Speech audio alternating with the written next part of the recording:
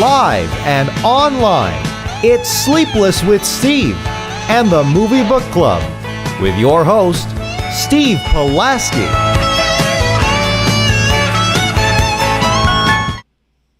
Back and better than ever, Sleepless with Steve, live on YouTube on this Wednesday evening, wherever you may be, however you may be listening. Grateful to you for making this a part of your day.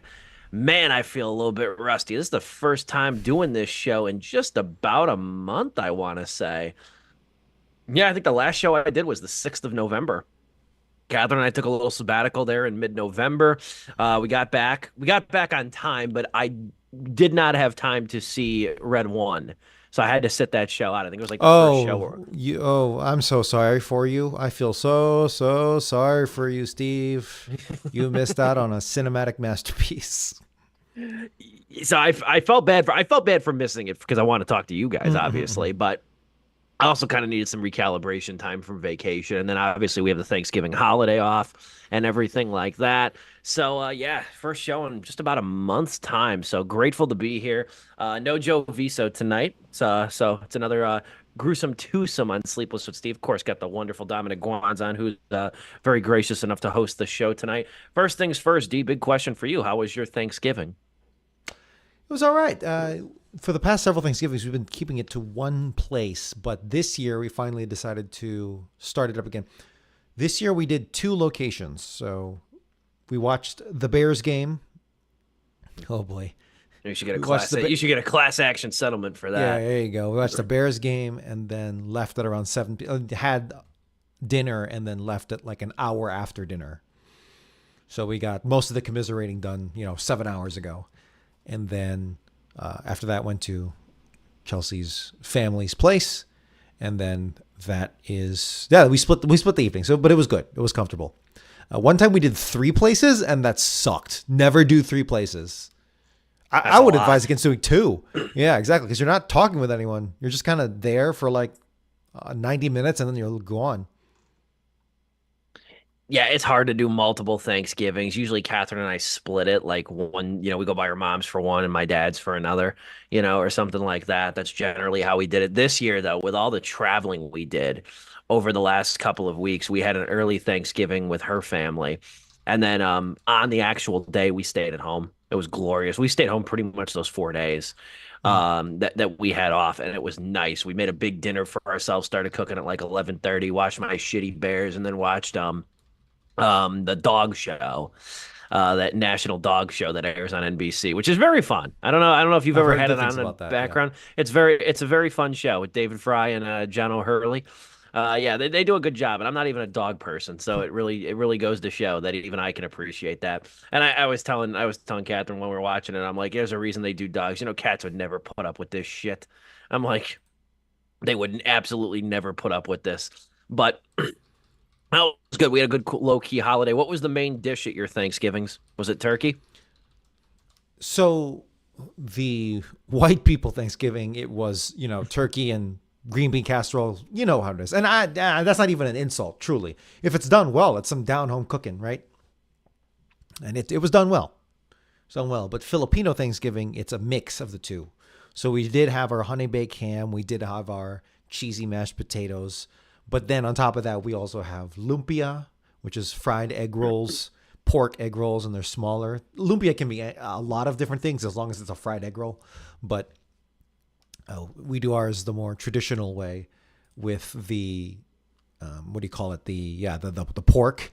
And then on top of that, you also have pork belly, also known as lechon. And that stuff will kill you while you're eating it. Because it's literally like you squeeze it's these cubes of the vivisection of a pork belly. So you squeeze it and like fat just comes dripping out of the damn thing. And you have 2 of those and you feel like you're going to have a heart attack on the spot. So that stuff's super rich. And then some other things like sautejon or pancit. Right? I was going to say, did you have pancit? That's probably one of the more popular ones as well. We didn't have any ube, but if you're familiar with ube, is a very popular purple yam. That is, the flavoring is very popular in the U.S. now. That's one of the main exports to the U.S. from the Philippines is ube. Although we didn't have that, but just want to recognize that that's a thing. And then, so that honestly, for my parents, they don't even like doing the big turkey anymore. For the past several years, they've been getting smaller and smaller amounts of turkey to the point where this year they didn't even get. I think they just got a chicken. It was a chicken like the size of your hand. Maybe the size of my hand. So it's almost like a Cornish hen. Yeah, yeah. It was super small, and it was like a token dish for a couple people. That's it. Just to say Sounds we got the dead bird on the table, you know? Sounds like a very good meal. Nah, turkey's overrated. We had turkey back when my grandmother was alive and everything, and my mother and whatnot. Like we used to have like turkey a couple years, but it was mainly ham, and I vastly preferred ham over turkey. I'd eat either, but I much prefer ham. I feel like turkey is one of those. Turkey is such a laborious thing to make, and ham. I mean, ham takes time and everything, but turkey's a laborious thing to thaw. And then I feel like no matter what you do with turkey, it gets cold way too quickly because it's so lean. Yeah. I feel like you could microwave it for 5 minutes and then it would get cold in 30 seconds. Mm-hmm. I've always felt that way about turkey, but I'm glad you had a good Thanksgiving. We made a ton of food for ourselves and stuff like that. I made lobster tails.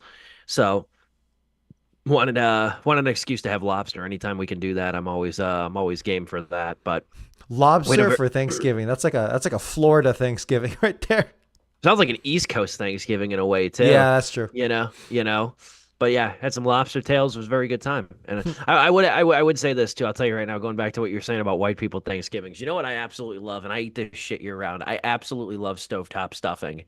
There's no reason to make homemade stuffing anymore. Stovetop Dude, is the that's is so the best. effing true. I love stuffing. I genuinely do. And it's like, yeah, you're right. You're 100% right. How do you even? What is the traditional way to make stuffing? It's you gotta get the bread and then break it down. Celery, Sure. bunch of different stuff. Like, man, that stovetop stuffing, I'll eat that shit in May. Yeah. Like, I think it's delicious. I mean, and I've gotten to the point now I can make the thing perfect. It's not like it's rocket science to make it, but I've gotten to the point now I can make it perfectly. Of the instructions, yes. Yeah, like where I got it where it's still not super moist and mushy, but like just enough. You know what I mean? I absolutely love. I can eat a whole box of that shit myself. Mm-hmm. And I like jarred cranberry sauce too. I'm a big fan of the jarred cranberry sauce, not the jellied one, like the one that looks like the can when it comes out of the can. I'm a big fan of that. But glad you had a good Thanksgiving. Glad to see you here today because we got to talk about one of the biggest Thanksgiving movies in recent memory in the movie Wicked. Mm-hmm. It was kind of interesting this year. This is just kind of ancillary or just kind of like in the background, but Thanksgiving was the latest day it could possibly be on the calendar this year. Like literally, like the Thanksgiving will never be any later than November 28th. I actually learned that this year. This was the latest Thanksgiving could possibly be because it's the fourth Thursday of November. Okay. What theaters did, I think, was really nice. Not only selfishly for me, but just in general, I think it was a really good thing what they did, and I think they could learn from doing this. So if you think about it, the biggest movies, not including Moana 2, Moana 2 was the only movie to come out on Wednesday before Thanksgiving. That was the only quote unquote new movie. Gladiator 2 and Wicked both came out the week before. So it gave time for like these big movies to really breathe right now. If you look at your local theaters and stuff, they probably have less movies than they typically do because those three alone, and Red One's probably still on 2 screens in the average theater. Those like 4 movies take up so many screens. Like Wicked alone commands like probably 4 screens, 5 screens. Mm-hmm. So I thought it was interesting what they did. It helped me out a lot too with scheduling, but I really liked what they did though. I thought it was nice. I thought it was a No really nice way. thing. We've got a Max Headroom broadcast signal intrusion happening right now. Oh, guy's gonna start spanking himself. How's that for an intro? We got Joe Viso over here trying to tap in. Look forward to that. Just as I'm about to discuss Wicked, just as I'm getting primed to discuss one of the biggest movies of the year. Look Got at Joe that. Viso in Look at Mr. uniform Handsome over here. Unmute yourself. Hi. What's up, my friend? Did you get a How's it haircut? going? I did get a haircut, yeah. I was just gonna ask you. Very nice. Thanks, yeah. It was a mop earlier this week, so, had to get it nice and done for the holiday. This man's tapping in from work, looking like all business over here. A working dinner too. All business, Joe. How are you doing, man? How was your Thanksgiving? I'm doing good. There we go. I think it'll be easier if I just do it like this. Yeah. Very relaxing Thanksgiving. Had plenty of good food. Had a great time with family. Can't complain. Did some great shopping. Knocked out like 8 Christmas gifts ahead of time. So can't complain. Good stuff. Glad to see you on camera right now. How long are you gonna be able to hang? Till about 6:50. Okay, 10-minute tapping. I All like right, it. So I let's don't. get to Wicked. Yeah. Yeah, I was just gonna say we'll talk Wicked over here. You know what? I normally start with like a long-winded monologue about Wicked and everything, but this is a long-awaited Broadway adaptation. I think I can table my intro a little bit just for you to chime in with your thoughts, Joe. Why don't you give your review of Wicked first, since you're on limited time? Yeah, for sure. So I got to see this. I got to see Wicked, I should say, on Broadway back in Oh. 2021. COVID, we're kind of entering that period where you had to get vaccination cards to go into places depending on what state you were in. New York was one of them. So you had to have a vaccine card to go see the play.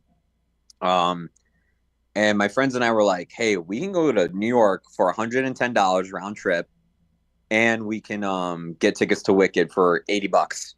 I'm like, let's do it. Like, why not? Hell Like, yeah. we've been locked up in the house for this entire time, and now we can go somewhere. Let's go to New York. Let's go big.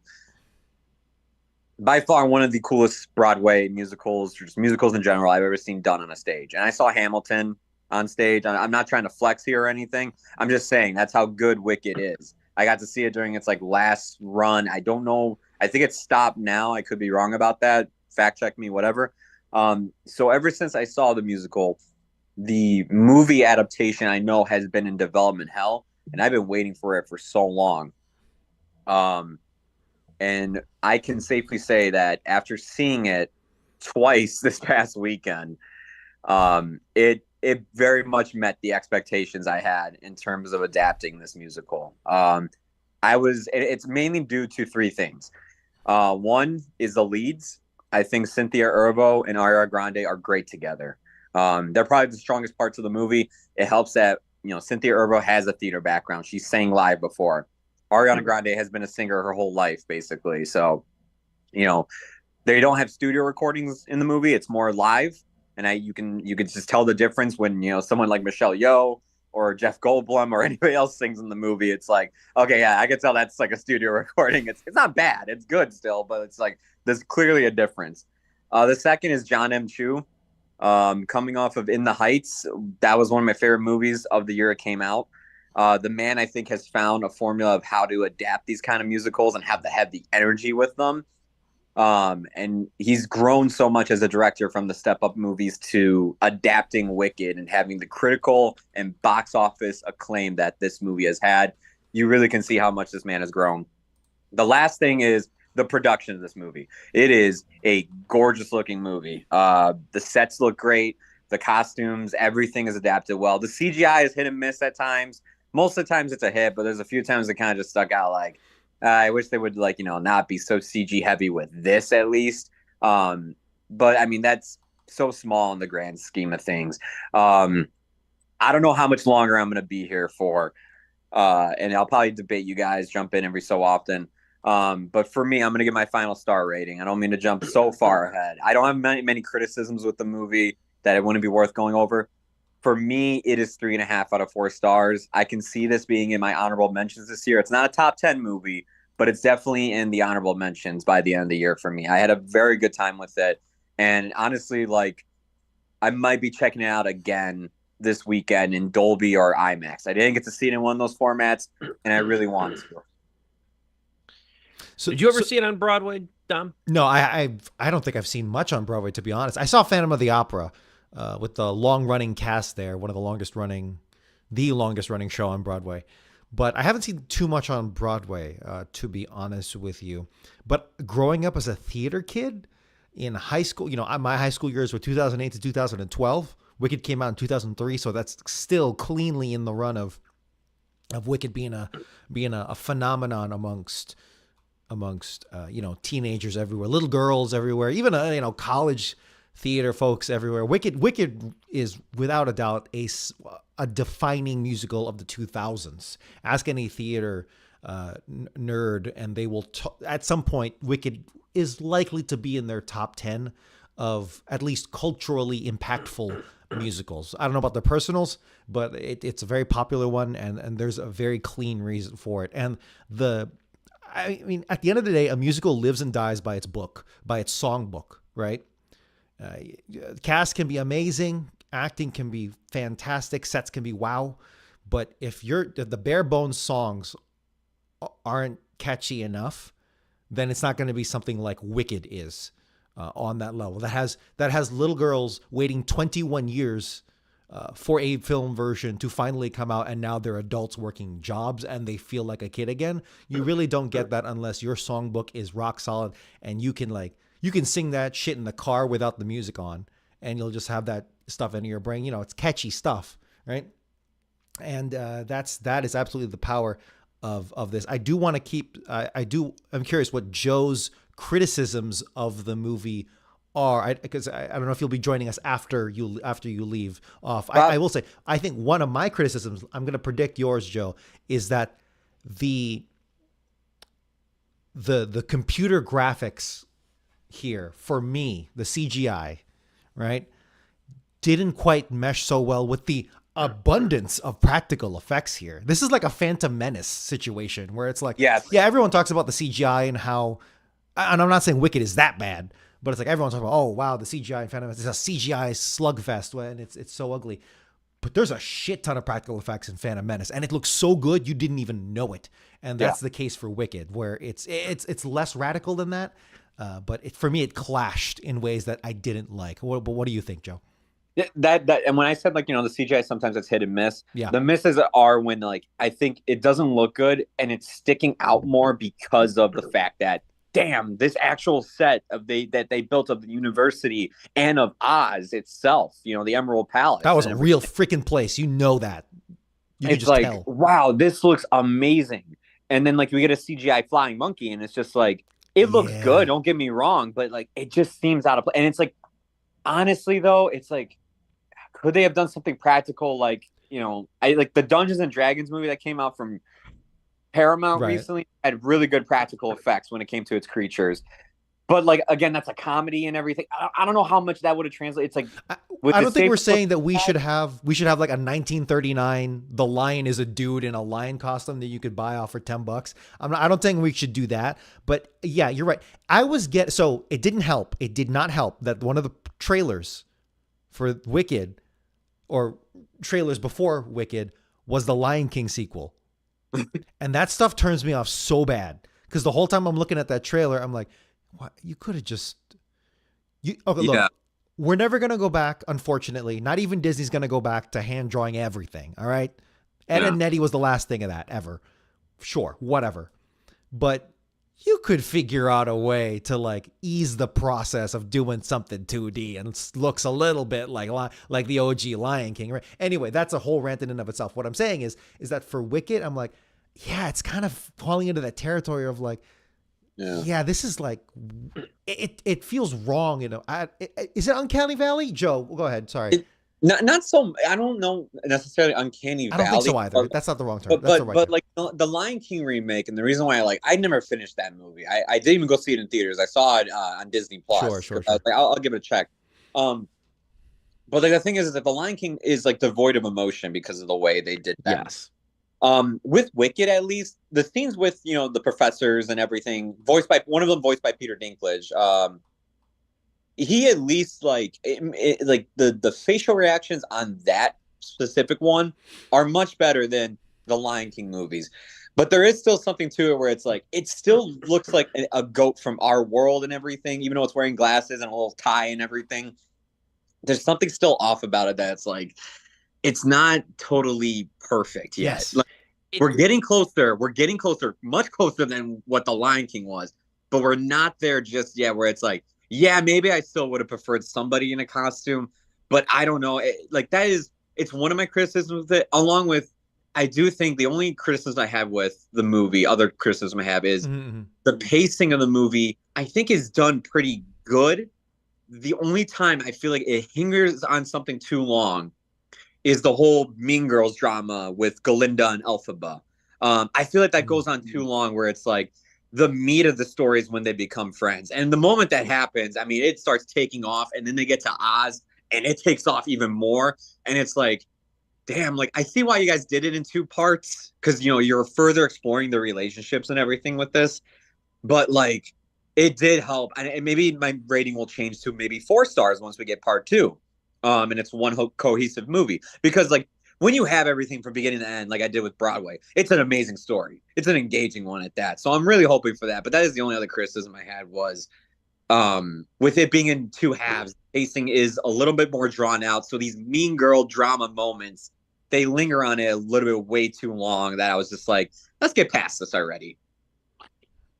Yeah, this is a part 1 movie, and it's actually, in my memory, the second part 1 movie to hide the fact that it is indeed a part 1 movie. Yeah, they pulled a Dune.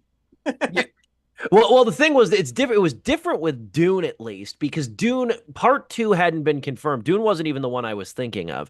Dune wasn't really a Part 2 wasn't confirmed until after it was released. So they didn't even chance calling it Dune Part 1 or even putting that on screen. Mhm. The last one that I remember doing that was It. Yes, actually, yeah, you're right. Because if you remember, It opens with just the title card It, and then it ends with It Chapter 1. Yeah. If you remember that. And I remember when I got to the ending of that movie, I was like, this makes total sense. This is how the miniseries did it. This makes complete and total sense to do it this way. They divided that perfectly with doing the kid storyline and then the adult. Like, that was made perfectly for that. With Wicked, it was a bit more suspect to do it in a part 1, part 2 manner, because the Broadway play, if I read correctly, was about 165 minutes long. It's about as long as this movie. It's just short of this. The Broadway play is 5 minutes longer than this movie. And it seems suspect initially to make this whole thing 2.5 hour movies. But the one thing that I do think does this movie a great service, that the writers do a great service to this, in particular Winnie Holzman and Dana Fox, is that by stretching it out to 2 parts, and we could probably debate for the rest of the show whether or not that was warranted, I think it's at least justified based on the fact that the relationships here, multiple interpersonal relationships amongst the characters, feel truly developed. This was one of those movies. Yes. As somebody who did not have, I harbor very little connection to either Gregory Maguire's novel or the Broadway play. I'm a casual fan of Wizard of Oz lore. I never saw Wicked. I never read it. And I'll talk about that later. Kind of feel like, it's a big club and you ain't in it, to quote George Carlin, in some ways. And that left me upset in some ways. But honestly, though, with this, though, you really get the sense of the relationships in this movie. This is a movie that takes its time. This is a movie that I didn't find myself really connecting with Elphaba and Galinda until maybe about an hour into the movie. And I'm like, this is kind of a real nice slow roll movie. And initially I thought like Cynthia Erivo and Ariana Grande were a real mismatch together just because of their polar opposite personalities and how they have to play those characters differently, where Ariana Grande has to be very peppy and almost catty in a way, and like sarcastic even without knowing she's being sarcastic, like lack self-awareness, where Cynthia Erivo's Elphaba is very stoic and reserved and reticent and everything like that. Watching that develop over the course of 2.5 hours is really nice, because you really feel like these characters are developed and dimensional by the end of this movie, and it culminates beautifully into like just a symphonic third act that really, if it was going to ever end on a cliffhanger, and if it was ever going to like end at a moment where you wish it would have continued, it picks a great moment, and it delivers obviously the song that everybody wants to hear seeing this thing. To be fair, that's also where the Broadway musical also cuts the. Yeah. You picked it well, and so did Stephen Schwartz, because that's exactly where they break for the intermission. So that's where the intermission is. So there you go. Makes sense. That's why it fits so damn well. No, I 100% agree, because those two are the heart and soul of this whole movie, and they're so entertaining to watch once they get going. I am with Joe in that I kind of wish we could see them be friends for longer and just kind of hang out. It's kind of like a lot of school stories where it's like, I don't know, man. I'm kind of enjoying this so much. I know there needs to be like a proper plot and everything, but I kind of just want to hang out with these people for like a school semester. You know what I'm saying? If you like the cast enough, if you like the characters enough, I should say. But I know Well we're bouncing said. around here because of Joe, and I'm so glad that yes, go ahead, Joe. I was gonna say I gotta get going, but yeah, no, I just the final statements. I Yeah. think both of them did such a good job. Like Cynthia brings the emotional weight of this by far. You really do feel for her by the end. But Ariana Grande, her comedic timing, I mean, she had it every time I watched like her on SNL. She kills it in this movie with her comedic timing, man. She's so good as Glinda. So yeah, I got more to say, but I got little time. I'll leave it up to you guys. I just wanted to pop in because it was like, one, we haven't done a full show in so long that I at least wanted to see Steve's face. Same. and see, but honestly, be with all of you guys in one whole room. I can't wait till next week so we can do it from start to finish. But peace, guys. So yeah. Appreciate you, Joe. Thanks so much for joining us and chiming in with your thoughts. Greatly appreciate that. Definitely something I was happy to see. And great insight, too. Kind of a nice jumping off pad. And it prevented me from going long-winded with an opening about how I don't have really any connection with Wicked. Just a random question for you, Dem. How many people were in your theater for this? For my so I saw it at kind of a weird time, which was like 8 o'clock on a Monday. So that's yeah. So that's not really a good metric. So technically, it was like less than 10 of us, but again, that's not a good metric. How about yours? Did you watch it more of a standard hours or like a primetime hours? Yeah, we saw it. It was actually 3 o'clock on a Monday. Oh, And a lot of people are off last week and everything like Oh, that. that's So we true. had about 30 people in our theater. We had about 30 pretty good. people, several groups and everything. And I know that there's been some to do and everything about theaters that are trying to like ban singing in the theater, and I totally understand that. I'm not necessarily opposed to that, but let me that's tell why they you have something. the sing-along versions, right? They have the sing-along versions. They also have a lot of theaters. AMC in particular has adopted private rentals, so people can rent out the theater and then sing to their heart's desire for up to like 40 people with Wicked. Or which I you can think be is like, you can do what Joe did and rent a theater to watch Fast and Furious 9. or you can rent it and watch a good movie. No, that was a blast. That was a blast. I don't care. That was a fun time. The movie was the least interesting thing. But here's the thing though. I think they'll release probably a sing-along version in theaters before part 2 absolutely. comes out. I think that only makes If they monetary could do a sense, La too. La Land sing-along version, which did not have a lot of sing-alongs to go, like there are long stretches of that movie where there is not a song. Wicked, on the Right. other hand, no, man. I mean, this is the I alluded to it earlier, but I cannot stress enough. This is the musical for our generation. It really is. Truly, you're on the maybe latter edge of it. I'm also on the latter edge of it, but yeah, man, 2003, and again, its cultural pervasiveness is massive. It maybe not Hamilton level where it was like in the White House, but it was certainly like on that level. It was the musical for kids growing up and for, again, teenagers. Oh, I remember college it. kids. Yes, you absolutely have to remember it. I remember I never sat down and listened to the Wicked soundtrack. It was either I've heard every song from it from other people like playing it in my vicinity, or you remember those commercials on either the radio or TV, and that's how I heard at least snippets of Defying Gravity or Popular, right? Those were the ones I heard. Definitely. No, it's a cultural phenom to say the least. I can remember it being even in elementary school, and one of the top ordered books for Scholastic Book Order was Wicked. I remember that. I remember kids reading Wicked in elementary school. And that poster is just burned into my retina too. That poster was everywhere. And just even the songs too. I can still remember that pretty vividly. Hamilton's like the next generation's Wicked, I feel like, with how huge that was. But Wicked was really the defining musical of the generation, the defining Broadway play. But I go back to the point about the singing though, because here's the thing. It was funny in my theater was that I could palpably feel people, the women in particular in the theater, resisting singing. There was a woman and her mom behind us, and I could hear her hushed singing in the back. And you know what? I told Catherine, I said, you know what? I truly would not have minded anybody singing along. I Yeah. truly wouldn't have. I get why they want to instill those protocols. There's always people that are going to bitch, but I'm like, you know what? For this though, this is such a wonderful theater experience, and this is from somebody me. I don't have any connection to it. I really don't. I didn't know the full depths of the story even going into it. That's how ignorant I was. But I think that, and Joe brought it up early in his thoughts too. I hope that this gets some sort of recognition, and we start to know the name of John M. Chu, because Chu has been around for decades, and he has been one of the most interesting and underrated visionary directors working in Hollywood.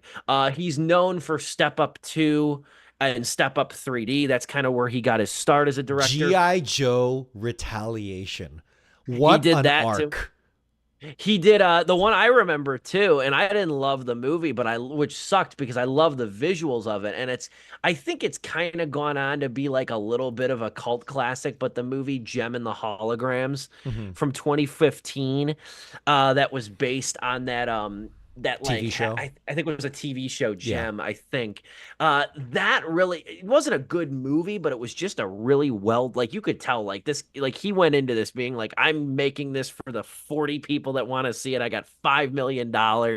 Like I am gonna make this movie at least so it exists. And then obviously in recent years he's done Crazy Rich Asians. He did Justin Bieber Never Say Never. He did both Justin Bieber documentaries.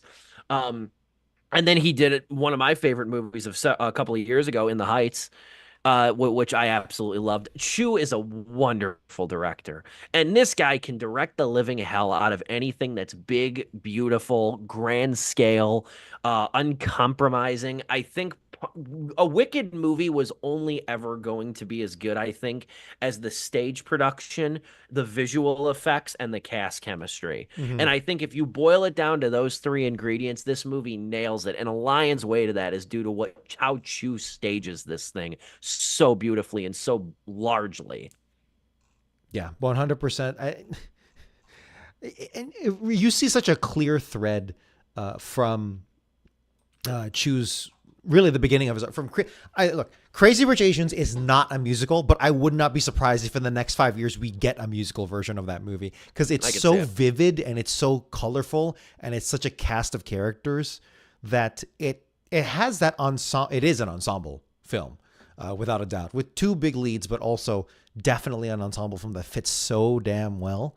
And then on top, like it's like the trilogy of Chu movies from I just like the idea of putting them together, which is Crazy Rich Asians, In the Heights, and Wicked. But that DNA, that visual DNA, is so clear and present between the three of them. In the Heights, remember that scene?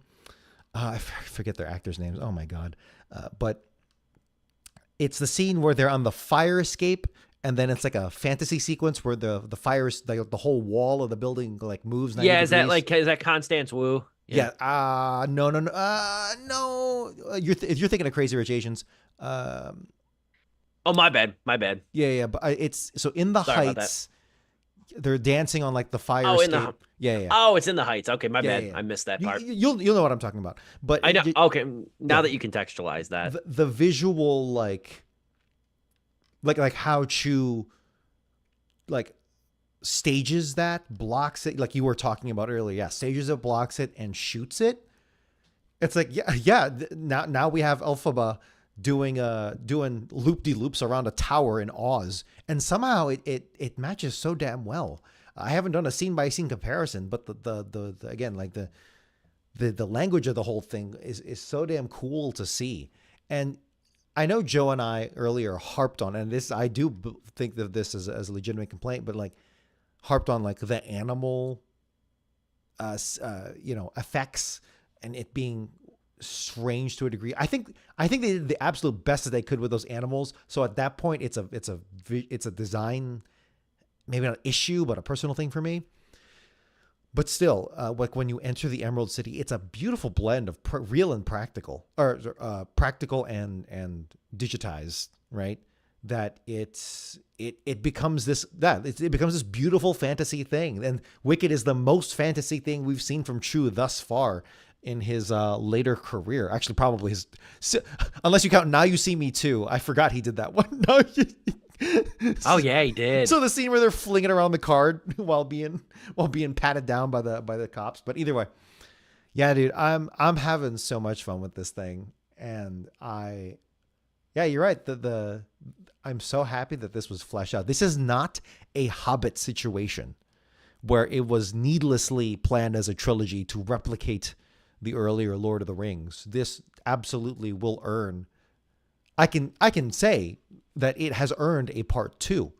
Whether or not that part 2 will be good or not, whether it can deliver, I'm not sure, because all the songs that I'm most familiar with are in the first half of the musical.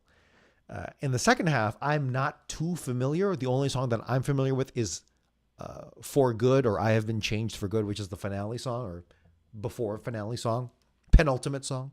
So other than that, I have not doubts, not strong doubts, maybe very small doubts about how part 2 will come out, because man, that thing is Wicked is front loaded with so much good music. It is. And that's what you wonder about Yeah. part 2, is that how, like, because obviously most of the recognizable songs are in the first half of this movie. So how is it going to play the second part? Real quick before we cut to break, I still got more to say on Wicked, but I want to quote, because he hated it. He gave it 1.5 out of 5. Really? The film critic David Ehrlich. He's a curmudgeon. He's a great writer, but he's a curmudgeon completely.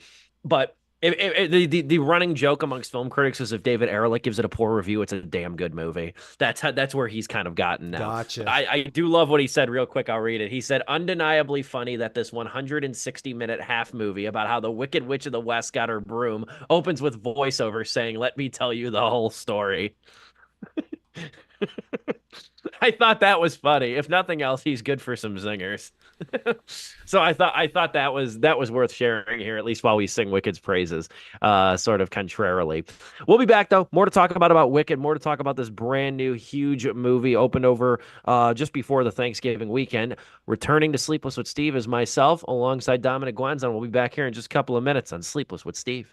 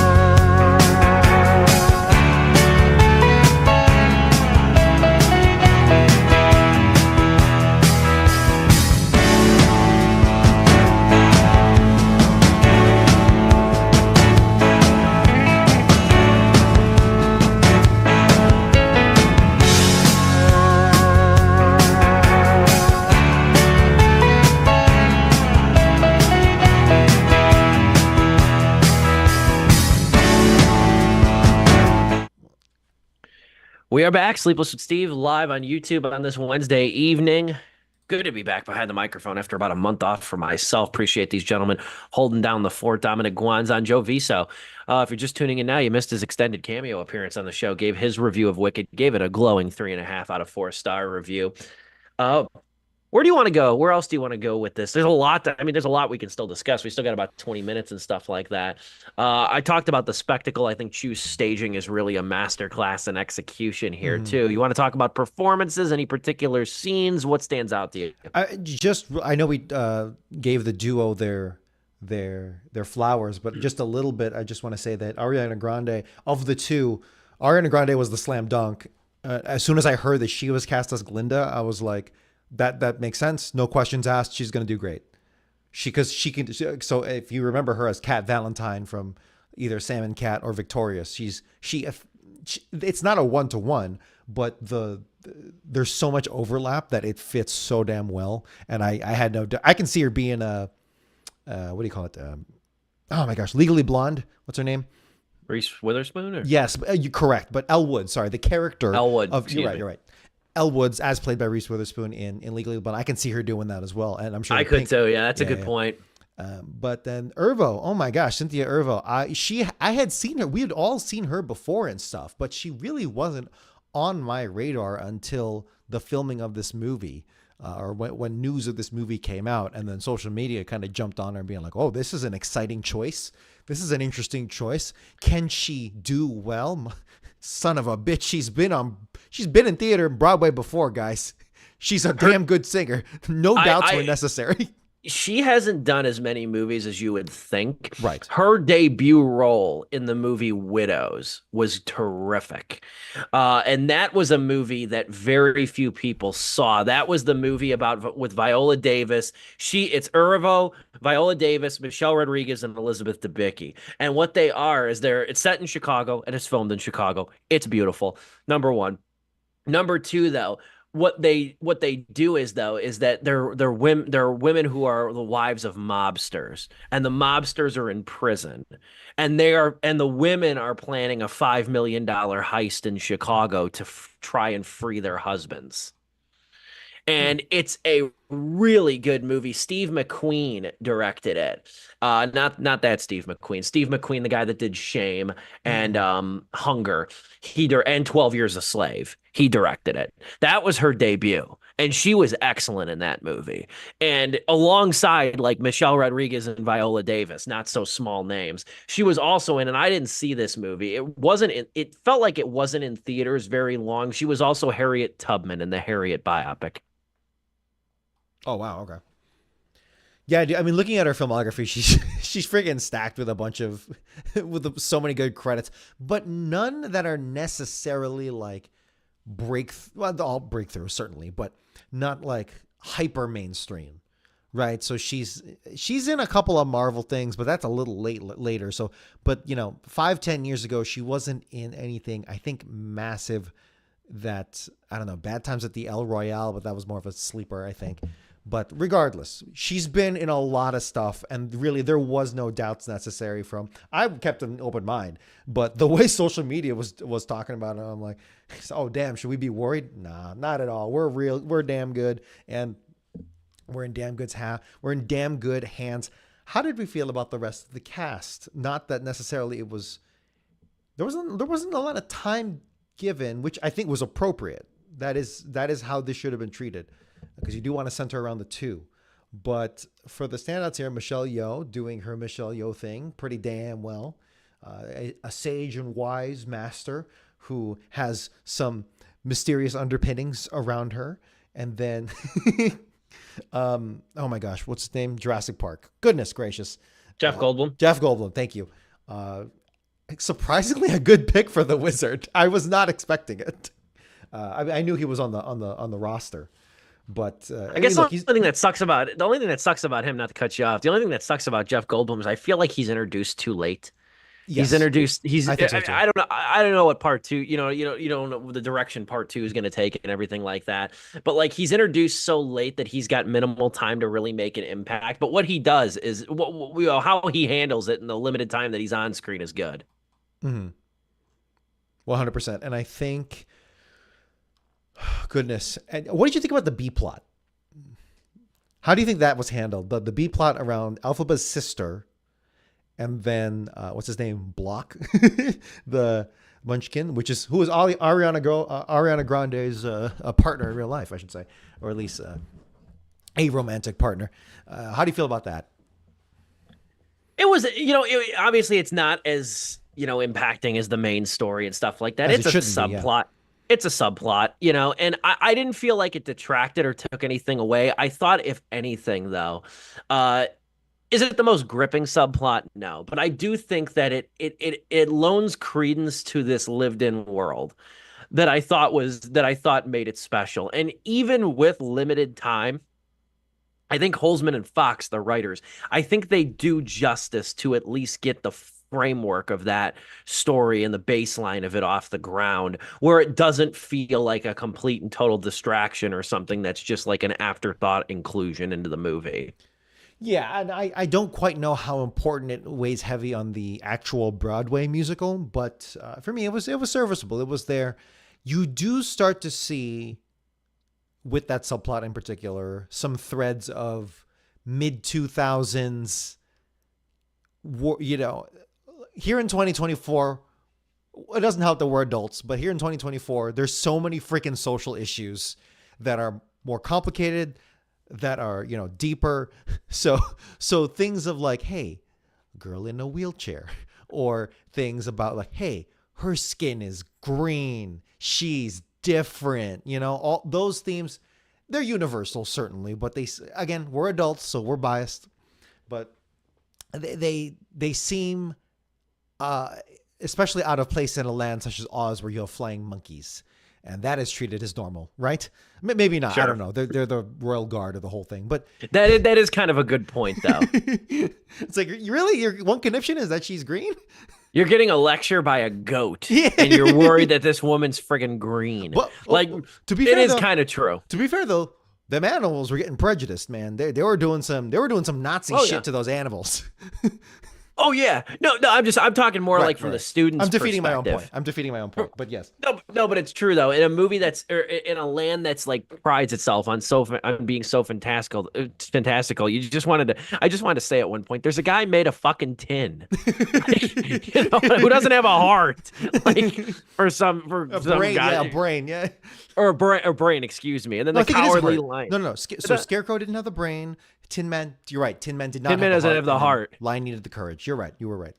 Yeah, I'm like, there's a fucking talking lion who's afraid of his own shadow, and you're worried that she's green, For God's sake. But now she does get the vitriol she experiences in the whole thing, especially in the beginning and whatnot. I do like, and because this movie was divided in two parts, I think this is one of its strengths, is that you can see Alphaba come to her own very slowly, but very, very powerfully. Like, consider during the one song in the library when she's dismissive towards everything. Contrast that from the end of the movie, where she ends up.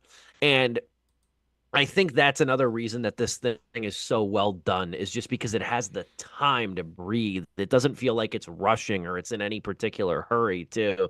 What'd you think, without ruining it? I know the movie made $300 million or whatever, so there's a good chance of people watching have seen it. What'd you think of the extended cameos of the original cast members, Idina Menzel and Kristen Chenoweth? I think there's a couple others that are in there that I didn't immediately recognize, but Chenoweth and Menzel obviously recognize them instantly. Absolutely fantastic. I was so happy. I'm just happy in real life that they are passing the torch gleefully, happily to the new actresses here. I'm so happy that there is no drama. It's all made up drama on social media, nothing real.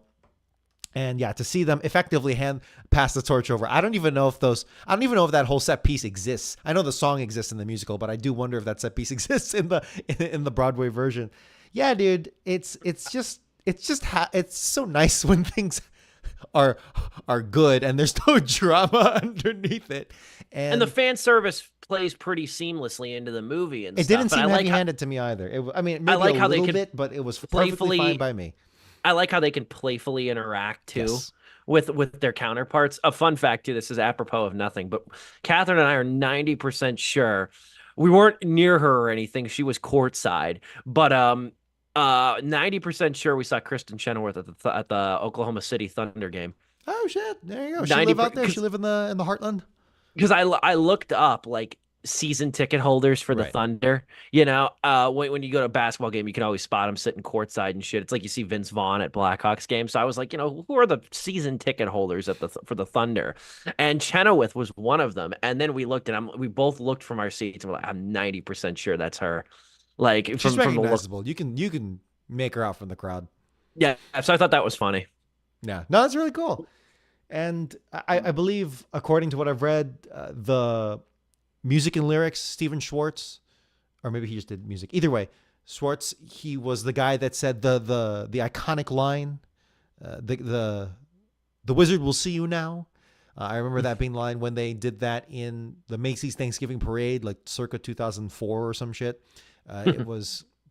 I remember them saying that line, so it was nice. He was able to get a line there. There's a whole bunch of other cameos that are not as obvious as the ones there, but it's really cool to see this very clean and this very supportive transition. It also helps that it's been 21 years. That helps, right? So it's not like there's a kind of a competition between the two. I know Wicked's still playing. It's gonna be playing forever, right? On some form of stage somewhere in the world.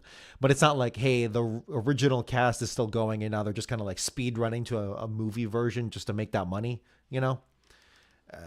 And I know we talked about Hamilton and how there's probably not going to be. Well, we'll see. But there's probably not going to be a pure movie version because we have the stage version professionally shot.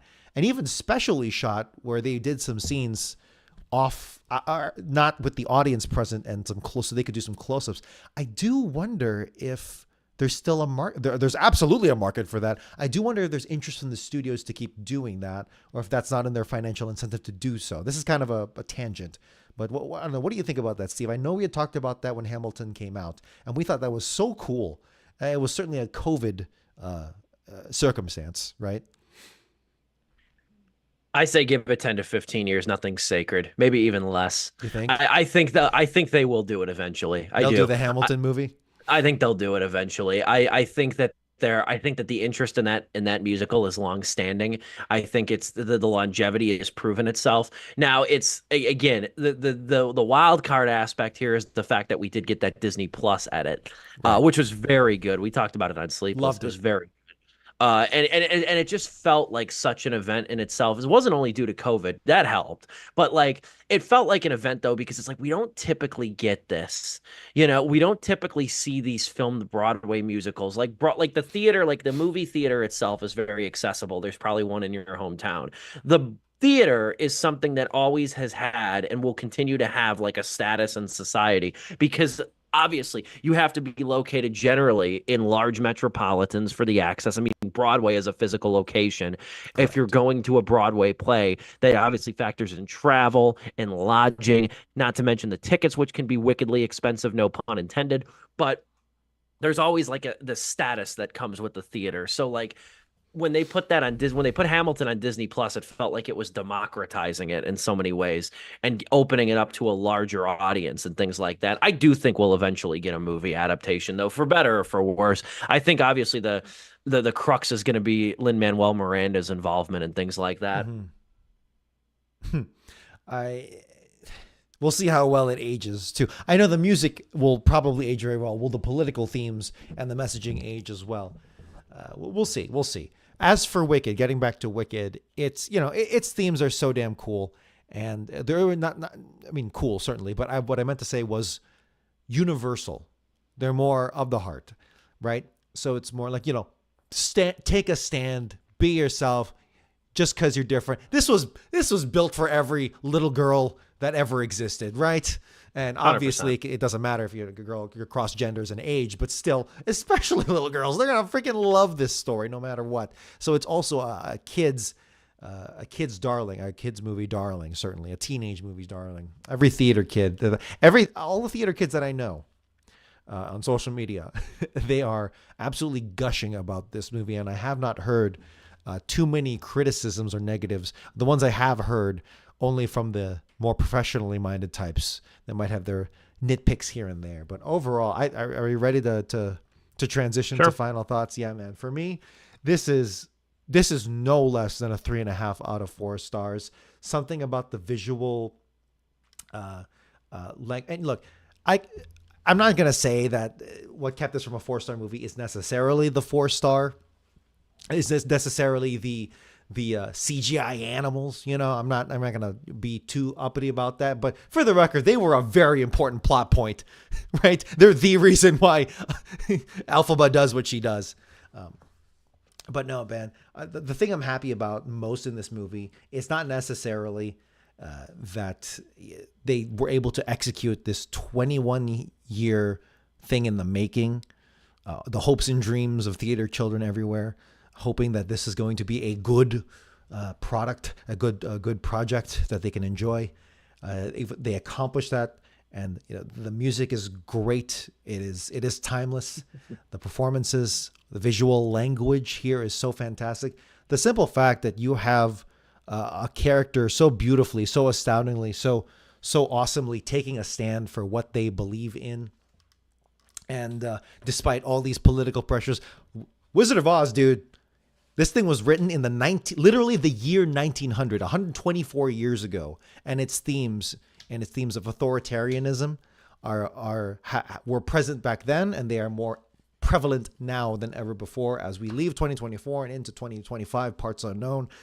This is a great tale with awesome music, and I cannot wait. I'm like Joe. I might retroactively give this 4 if I can see this back to back with part 2. But yeah, man, 3.5 out of 4 stars without a doubt for me. Yeah, aside from some elongated scenes here and there, some maybe, a little, I mean, like, this movie is very heavily reliant on practical effects too, but it does use copious amounts of CGI. And I think like a lot of movies, it falls prey in some scenes where when everything is artificial, nothing looks real, yeah, in that way. But I never found it super distracting. No. I never found it really cumbersome or anything like that. Certainly compared to some other examples you could easily throw out like this year and last year alone. For me, it's a rock solid 3 out of 4 stars. And I think the only reason I give it 3 is because of the fact that like it's like the part 1 syndrome for me. Sure. It is still technically an incomplete story. I do wonder, and this has happened before, like when a part 2 can really land the plane, it makes part 1 even a little bit better. Kind of what happened with Dune with me. But dude, they stuck that landing here in part 1. They did. Defying Gravity is the song. It is the song. Nothing else even comes close anywhere else in the musical, and neither in parts 1 and 2. It's gonna be Defying Gravity, and they nailed the landing. If you compare the 2 recordings, they elongated all the best parts out of it too. They added some musical motifs and all the stuff there, or some extra bars, and it's like, no, we're gonna milk this till it's bone dry, as they should, because those themes, those musical motifs. I'm just complimenting Steven Schwartz here now. It's so beautiful, and oh yeah, man. The song itself wasn't the climax. Wasn't the only climax. There's the climax within the song that unfolds too, which I thought was really definitely handled too. Yeah. Same time next year. We'll be discussing Wicked Part 2 on the show. Same time next year. I'm glad we don't have to wait like 3 years. Yeah. I'm glad that this, next Thanksgiving will be here before you know it. So I'm happy that we'll get the conclusion chapter of this next year. That's our show today, and a great show that it was. We're still going to play a little Thanksgiving catch-up next week, too. We got Gladiator 2 on the docket next week when all 3 of us will return. So I'm excited. Have you seen that one yet? No, I have not. Okay, we did see it. So looking forward to that. Looking forward to the discussion on that. It's great to be back on Sleepless after about a month's time. So I appreciate you and Joe holding down the fort. Appreciate Joe for making a quick extended cameo today too. And appreciate you, Dominic, for not only being here and being a great, contributor as always, but also running the show today too. Really appreciate you as well. That's Sleepless with Steve. We'll be back next week, same time, same place, reviewing Gladiator 2. Until then, for the unseen but loved Joe Viso, Dominic Guanzon in the trademark blue polo, and yours truly,